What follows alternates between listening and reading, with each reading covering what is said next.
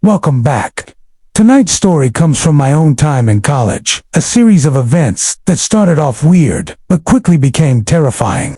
It's something I still think about to this day, and it still makes my skin crawl when I remember it. It was my first year of university. I'd just finished unpacking all of my stuff into my room. My family had left, and I was alone for the first time. Later that same day, my roommate finally arrived. Right from the start, I could tell something was off about this guy. He was the most socially awkward person I'd ever met. I introduced myself, stuck out my hand, and said, "Hey, I'm Dan."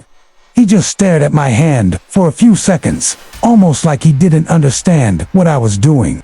Then he laughed nervously and gave me the weakest handshake I've ever felt. When I asked for his name, he said, "Dale." No smile, no friendliness. I tried to make small talk, but every answer he gave was a flat yes or no, sometimes with an awkward laugh thrown in. Within minutes, we were both sitting on our beds, on our laptops, not talking. I was already planning to request a new roommate. Anyone would be better than Dale. But Dale wasn't just awkward, as I found out. He was a lot more than that. That night, after meeting some kids from my floor, I came back to find Dale sitting in the same position as when I left, hunched over his laptop, staring at the screen. I said, "What's up, Dale?" No answer. I turned off my lamp and tried to sleep. He stayed on his laptop until 3 in the morning. When he finally shut it, I drifted off. But less than an hour later, I woke up. The blinds had been opened, and the moonlight crept into the room, illuminating everything, including Dale, sitting on the edge of his bed, staring at me. I sat up and rubbed my eyes. "Dale, what the hell are you doing?" he whispered. "Sorry," then lay down. The next morning, Dale was gone when I woke up the first time I'd actually seen him leave. During orientation that day, I overheard a couple of students whispering. One of them said, "What is that kid doing in there?" I looked where they were pointing, thought it was Dale, literally sitting in the dirt behind a patch of bushes, rubbing the bark of a tree with his hand.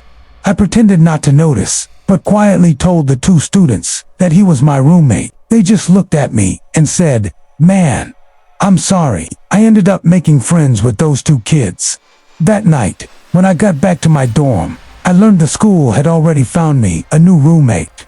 I was relieved, but that night, when I went to grab my laptop, I realized all my emails had been opened, including ones I was sure I hadn't read yet. Folders were open too. Dale had clearly gone through my stuff. When I confronted him, he immediately said no, almost shouting it before I even finished my question. It was obvious he was lying. I went to bed anyway. As I looked for my pajamas, I noticed my clothes had been moved around. I didn't say anything. I just told myself, "I'm out of here tomorrow." But at around 2 a.m., I woke up to the sound of a zipper. I turned the lamp on. Dale was kneeling on the ground, going through my bag. "I think you have my toothbrush by mistake," he mumbled, pretending to be confused. It was the first time he'd even tried to sound normal. But I didn't believe him for a second. The next day, I moved into my new room with my new roommate. I thought it was over, but it wasn't. On the third night in my new room, I woke up at some off hour too, a weird clicking noise. It wasn't consistent, but it happened every 30 seconds. I got up, thinking maybe it was just a floorboard or a mouse. But as I got closer to the door, I realized the sound was coming from the other side. The nightlight in the common area was always on, so when I looked through the peephole, I could see the top of someone's head. They were looking down, and the clicking was coming from the doorknob. Someone was trying to unlock our door. I dialed campus police. They arrived in under 5 minutes. When I finally opened the door, they had Dale in cuffs.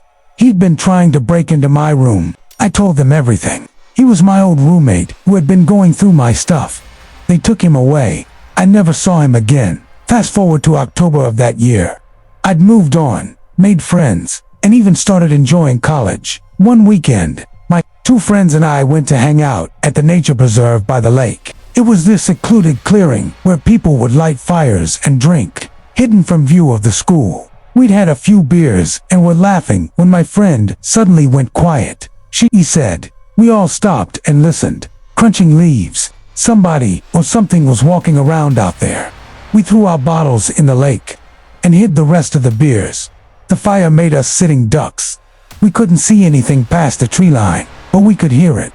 Crack, crunch, snap. It sounded like someone was circling us. A branch suddenly came flying into our little campsite, landing with a heavy thud in the firelight.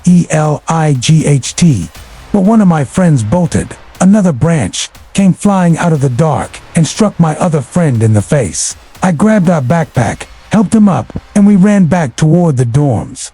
When we reached the road, we stopped to catch our breath. But then, footsteps coming closer. We kept running until we got back to our dorm.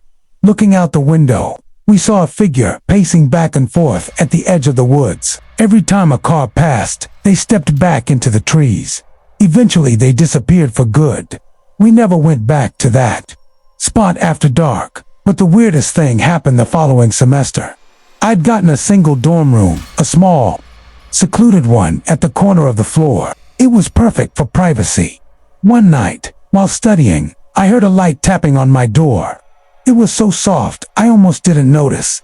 I yelled, "Come in," but nobody opened it. I got up, opened the door, and saw no one.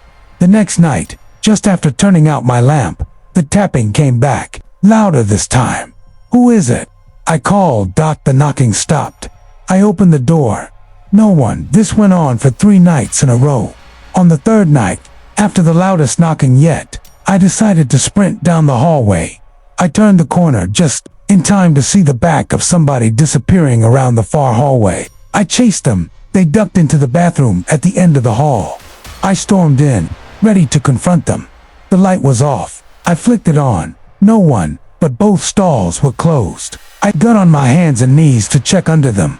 I saw 2 heavy black boots under one of the stalls. Taking a deep breath, I pushed the door open. The boots were sitting there on the floor, but there was no person wearing them.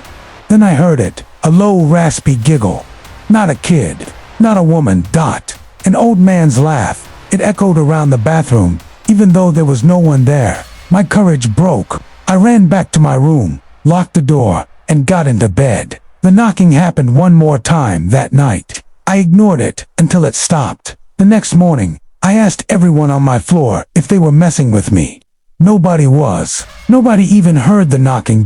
And that's what still gets me to this day. Whoever it was, whoever he was, knew how to get in, knew how to disappear, and for some reason, chose me. Even now, years later, I still think about Dale, the woods, and those boots in the bathroom. I don't know if any of it was connected, but sometimes at night, when I hear a noise outside my door, I get that same sinking feeling in my stomach.